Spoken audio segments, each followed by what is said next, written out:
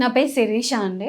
నేను ఇక్కడ ఆల్మోస్ట్ ఒక 13 ఇయర్స్ నుంచి యాజ్ అ క్లినికల్ డైటీషియన్‌గా అండ్ న్యూట్రిషనిస్ట్‌గా వర్క్ చేస్తున్నాను. సో, ప్రెజెంట్ డేస్‌లో వెయిట్ లాస్ అన్నది అందరికీ చాలా ప్రాబ్లమ్ అవుతుంది.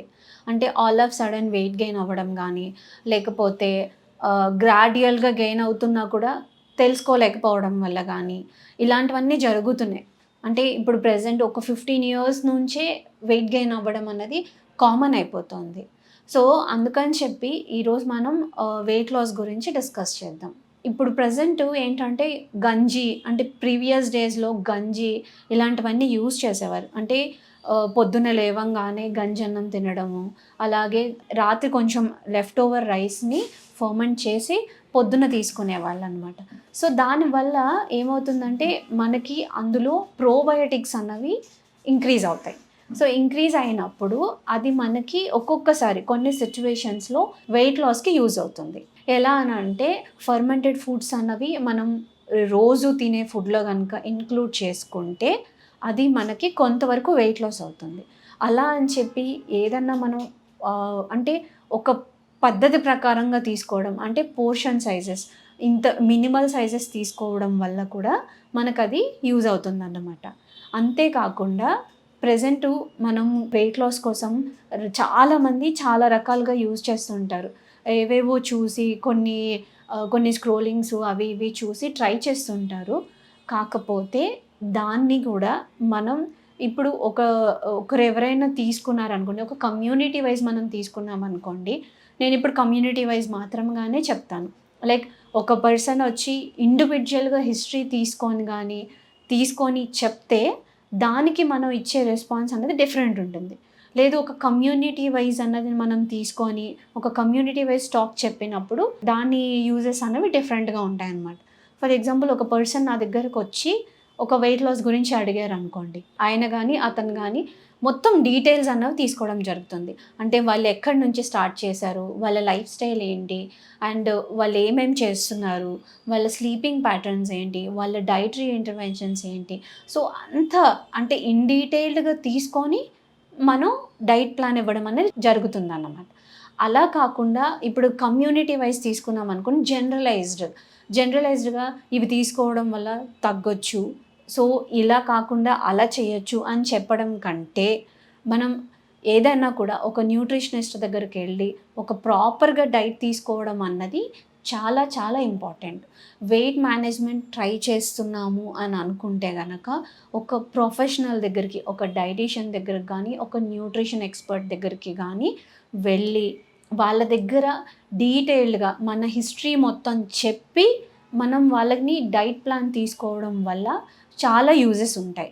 ఫర్ ఎగ్జాంపుల్ ఒక పర్సన్ నార్మల్‌గా ఒక ఆన్‌లైన్‌లోనో ఎక్కడో కొన్ని టిప్స్ చూసి ఒక వెయిట్ లాస్ ప్లాన్ చేస్తారు. సో, అదేమవుతుందంటే మధ్యలో సర్టెన్ పాయింట్‌లో వాళ్ళకి రిజల్ట్స్ అన్నవి చూపించకపోవడం జరుగుతుంది. సో, ఆ రిజల్ట్స్ చూపించకపోవడం వల్ల ఏమవుతుంది, వాళ్ళు ఓకే నేను ఇంతే వెయిట్ లాస్ అవుతానేమో, నేను ఇంకా వెయిట్ లాస్ అవ్వనేమో అని పాజ్ పెట్టేయడం అనేది జరుగుతుంది. అదే ఒక ఎక్స్‌పర్ట్ దగ్గరికెళ్ళినప్పుడు వాళ్ళు కంటిన్యూయస్‌గా ఒక రీకాల్స్ అనమాట. ఎవ్రీ 15 డేస్‌కో, 20 డేస్‌కో లేకపోతే వీక్లీ వన్సో ఫాలో అప్స్ పెట్టుకొని వాళ్ళు ఎంతవరకు ఫాలో అవుతున్నారు, ఎంత డెడికేటెడ్‌గా ఉంటున్నారు, లేదు ఒక వెయిట్ లాస్ అవ్వట్లేదు అనంటే దాన్ని మళ్ళీ ఇంకొకటి చేంజ్ చేసి వాళ్ళ ఈటింగ్ ప్యాటర్న్స్ గానీ చేంజ్ చేసి వాళ్ళు ఎక్కడ రాంగ్ చేస్తున్నారు అన్నది కరెక్ట్ చేసి అప్పుడు డైటరీ ఇంటర్వెన్షన్స్ అన్నవి చేయడం జరుగుతుంది. అట్ ద సేమ్ టైమ్ ఒకేసారి మనం ఒక డైట్ ప్లాన్ అన్నది ఒక 10 డేస్‌కో, 15 డేస్‌కో సెట్ అవుతుంది గానీ, వెయిట్ మేనేజ్‌మెంట్ చేసినప్పుడు different kinds of dietary plans అనేవి చేసుకోవడం అనేది చాలా చాలా ఇంపార్టెంట్.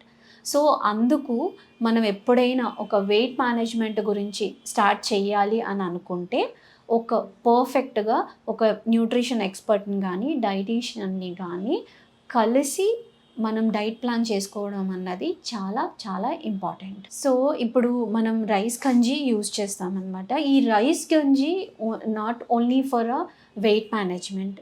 వెయిట్ మేనేజ్‌మెంట్‌కే కాకుండా గట్ హెల్త్‌కి కూడా గంజి అన్నది హెల్ప్ అవుతుందన్నమాట.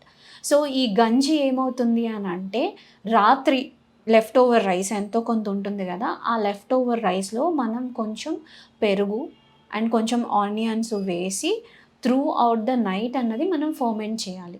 ఆ ఫర్మెంట్ చేసిన ఫుడ్ని మార్నింగ్ అంటే ఏదో ఒకటి జస్ట్ లైక్ మార్నింగ్ 8:30 బ్రేక్ఫాస్ట్ టైంలో కానీ అలా అని చెప్పి ఎక్కువ తీసుకోకూడదు. దానికి కూడా కొంచెం పోర్షన్ సైజెస్ వైజ్ తీసుకొని జస్ట్ నార్మల్గా కొంచెం ఒక ఇడ్లీనో లేకపోతే సంథింగ్ ఏదో ఒక బ్రేక్ఫాస్ట్ అన్నది రీప్లేస్ చేసుకుంటే కనుక అది వెయిట్ లాస్కే కాకుండా మన గట్కి కూడా చాలా చాలా ఇంపార్టెంట్. ఎందుకు అనంటే మన ఇంటెస్టైన్స్లో మన హెల్దీ బ్యాక్టీరియా అన్నది ఉంటుంది. జనరల్గా మనం ఏం చేస్తాం, జంక్ ఫుడ్ కానీ డ్రైడ్ ఫుడ్ ఐటమ్స్ కానీ ఇలాంటివన్నీ తీసుకున్నప్పుడు మన గట్ అన్నది ఇన్హెల్దీగా అయిపోతుంది. సో ఇన్హెల్దీగా ఉన్న గట్ని మనం హెల్దీగా చెయ్యడానికి మనకి ఫర్మెంటెడ్ ఫుడ్స్ అంటే రైస్ గంజి కానీ లేకపోతే సార్టెడ్ చేసిన క్యారెట్స్ కానీ ఇలాంటివన్నీ కూడా మార్నింగ్ బ్రేక్ఫాస్ట్లో తీసుకోవడం వల్ల గట్ అనేది హెల్దీ అవుతుంది అనమాట. ఈ హెల్దీ గట్ ఉన్నప్పుడు మనం ఎలాంటి ప్రోగ్రామ్స్ అయినా కూడా లైక్ హెల్దీ వెయిట్ లాస్ గురించి కానీ లేకపోతే పీసీఓడి కరెక్షన్స్ గురించి కానీ గట్ రిపేర్స్ కానీ లేకపోతే గ్యాస్ట్రైటిస్ ఇష్యూస్ కానీ లేకపోతే క్యాన్సర్తో బాధపడుతున్న కొన్ని ఇష్యూస్ ఉంటాయి చూడండి, అంటే రేడియేషన్ థెరపీస్కి వీళ్ళకి వెళ్తున్న వాళ్ళకి కానీ ఒక్కదానికి కాదు చాలా మల్టిపుల్ యూజెస్ అన్నవి జరుగుతూ ఉంటాయి అన్నమాట. అలానే మనం గంజి అన్నది దేని నుంచైనా తీయచ్చు. ఏదర్ మేబీ నార్మల్ రైస్తో వచ్చిన గంజి కానీ లేకపోతే బ్రౌన్ రైస్తో వచ్చిన గంజి కానీ లేకపోతే కొర్ర బియ్యంతో వచ్చిన గంజి కానీ ఏదైనా, అంటే ఓన్లీ ఒక్క గంజి తీసుకోవడం వల్లనే మనకు వస్తుంది అన్నది కాదు. Multiple kind of any kind of గంజి అన్నది మన గట్కి అన్నది హెల్దీగా ఉండడం జరుగుతుంది అన్నమాట. సో గంజి అన్నది డైలీ యూసెస్గా తీసుకోవడం వల్ల మనకి చాలా హెల్ప్ అవుతుంది. నెక్స్ట్ ఎపిసోడ్లో కలుద్దాం. Thank you.